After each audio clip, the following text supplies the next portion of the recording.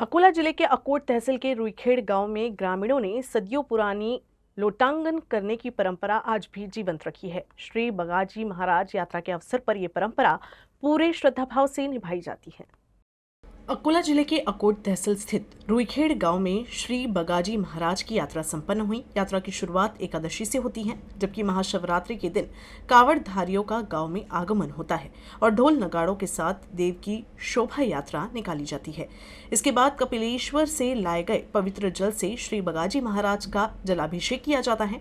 महाशिवरात्रि के बाद प्रांगण में गांव के छोटे बच्चों द्वारा मंदिर के सामने दंडवत करते हुए लोटांगन करने की सदियों पुरानी परंपरा निभाई जाती है। पंचक्रोशी क्षेत्र के श्रद्धालु भी गांव में लोटांगन करते हैं। ग्रामीण इन लोटांगन करने वाले बच्चों पर जल छिड़कते हैं। मान्यता है कि इस परंपरा से बच्चों पर आने वाले संकट दूर होते हैं, इसलिए ये परंपरा सैकड़ों वर्षों से चली आ रही है। इसी अवसर पर श्री बगाजी महाराज की रथ यात्रा भी निकाली जाती है। महाराज की मूर्ति रथ में विराजमान कर ग्रामीण स्वयं रथ खींचते हुए भव्य शोभा यात्रा निकालते हैं। आमच्या रुईखेड नगरीमध्ये श्री बागाजी महाराज यात्रेचा भव्य दिव्य असा कार्यक्रम 3 दिवसाचा सुरू असतो। हा पुरातन मंदिर हे बागाजी महाराज आमच्या नगरीमध्ये आहे।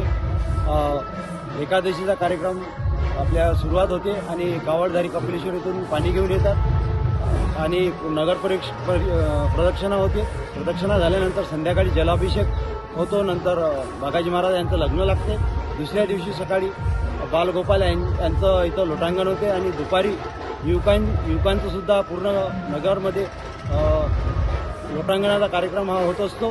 तदनंतर संध्याकाळी दशावताराचा कार्यक्रम असतो। दशावताराचा कार्यक्रम झाल्यानंतर श्री बागाजी महाराजांची मूर्ती भव्य दिव्य असा लाकडी रथावर स्थापना होऊन पूर्ण गावामध्ये रथाची माणसाच्या सहाय्याने रथ ओढला जातो आणि त्याची मनोभावे सर्व गावकरी हे करत पूजा अर्चा करत असतात आणि तदनंतर काल्याचा कार्यक्रम असतो। काल्याचा कार्यक्रम झाल्यानंतर भव्य दिव्य असं महाप्रसादाचं वितरण इथं होत असते।